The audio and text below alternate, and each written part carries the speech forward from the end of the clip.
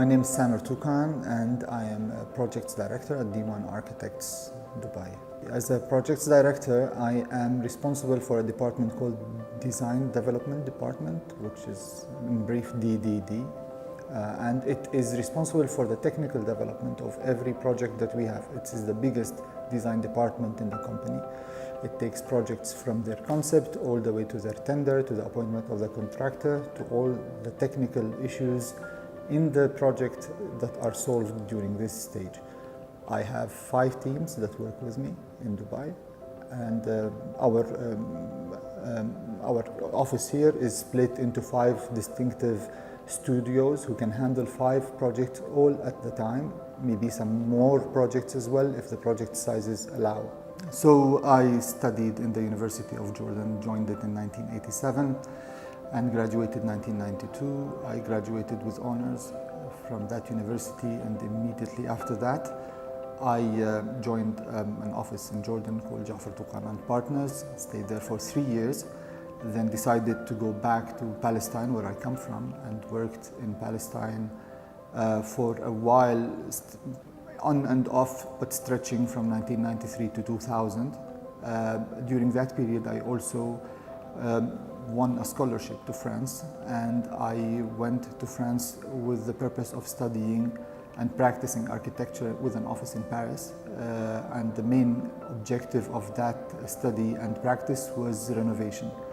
We were approaching the year 2000 and there was a lot of vibe for renovating buildings, especially in Palestine, especially in Bethlehem. There was a project called Bethlehem 2000, which was to mark the 2000th year of the birth of Christ. And there was a lot of fund for that, and it was let's say the main interest of many architects. Many of the big names were involved in that. And I took advantage of that event to actually specialize in a way in the acts of renovation and rehabilitation in places for people, etc. So going to the experience of Ja'afar Tukan and Partners, it was the biggest office in Jordan, and not only it was that, it had also the biggest architectural library of Jordan. So when we were students in the university, we were always going to his library to borrow books continuously. So it's one of the most established and most respected offices in the country. But we didn't know, when I joined them, I didn't know much beyond that. And maybe I told you the small story when I came into the office the first few months, and I was so full of pride from what I achieved at university, graduating with honors. I was very design oriented. I thought I got to know what good architecture means. But going into Ja'afar Tukan and Partners, it was a new university after university. The first thing I had to do is actually forget most of what I learned at university. I had to relearn architecture, and that was the main issue with my study. Look, my study was totally theoretical. It was totally on the philosophical side. It was totally centered around the idea, the concept of a project.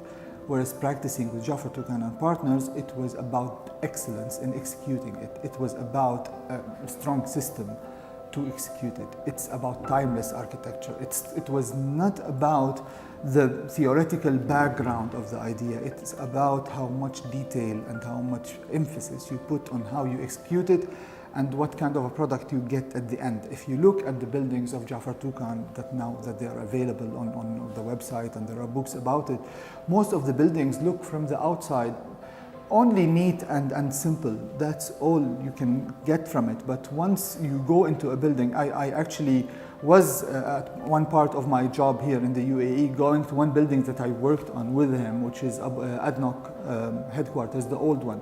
It was a building that I worked with Ja'afar Tukan on when I was employed by him at the time.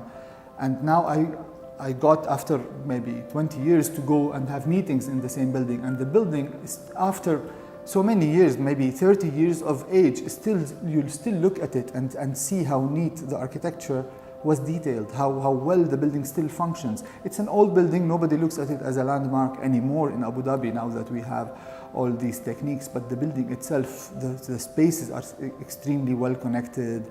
The building is aging, but it still is timeless. The spaces, how it is articulated is still a good piece of architecture. And that was all about the practice with Ja'afar Tukan. It was about the simplicity that remains through the time, and how what kind of engineering and what kind of design you need to employ to get that to happen. At that time, when I went back to Palestine, my main concern, let's say, or my main interest shifted to renovation and rehabilitation of old buildings. Palestine is a very old country. It has so many very interesting architectural pieces that require to be revived.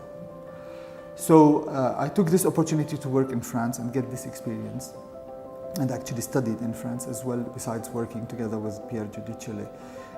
When I returned back to Palestine, I again teamed with Ja'afar Tukan, who was also interested in what was happening in Palestine and what was happening in the old city of Nablus, for example, in the old city of Bethlehem, and he was extremely interested in that. So we started together again to work. I went back to work again with Ja'afar Tukan, not as an employee in this sense, but as a partner, as an associate, a local architect. So we were, for many years, documenting old buildings and renovating them. And I can mention two of them which I really have enjoyed. One was the Ja'afar Tukan's house himself. You know, Ja'afar Tukan is the son of Ibrahim Touqan, who is a poet of Palestine. He is the one who authored the national anthem that's now used by Iraq, Mawtani. So this family has a very special respect in Nablus, in the city of Nablus where I come from. And they have a very nice house. It's a very nice courtyard house, maybe more than 1,000 meters square of area with many fruit trees in the middle. A fantastic house indeed, that has been abandoned for a long time. At the time, what we did is that we brought in technology.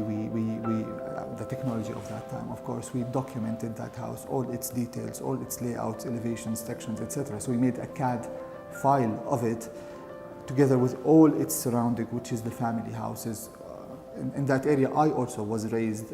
My grandfather's house is in that area as well. So we documented it all, and then we renovated that whole area all together, and it became a place for people. It became the place where people liked to have some of their poetry, let's say, meetings happen. It was a center of events for a while, until unfortunately recently it became abandoned again for issues, I think, that relate to who owns this property and how do they want to use it, etc. But at that time, I do recall that we brought a number of singers, a number of shows, artwork, etc. into that house, and people from all around Palestine came to enjoy the time in that fantastic courtyard and visited the places where these big people, these important poets lived, and how they practiced life at that time.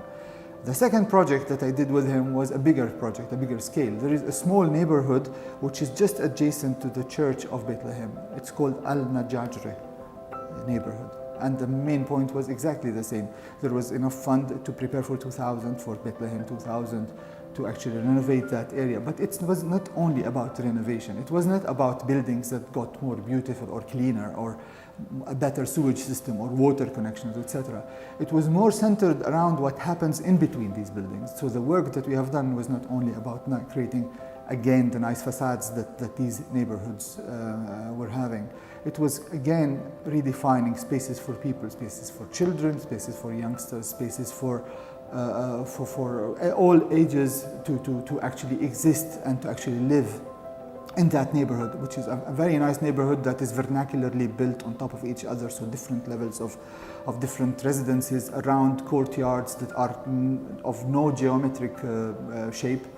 But we could clean that area and we could recreate the landscape around it, and it was really pleasant to find that the lifestyle of people who lived in that area immediately changed after this work happened, and you could really find the children that had no place to go to had some nice areas that they with shade, and nothing so exaggerated, nothing so expensive, but it was really interesting to see how architecture was articulated around the people and how the space is shaped around their activities and how they enjoyed it and how their life changed. So it was another period of cooperation with Ja'afar Tukan, and all of that continued until I came to Dubai. And then, so that whole period and Ja'afar Tukan had shaped my life from both the sides, from the technical side, so a complete focus on detail, a complete focus on the technicality of it, and from the other side, the places for people and the emotional side of architecture, the side of architecture which touches the actual users of it rather than only the building itself.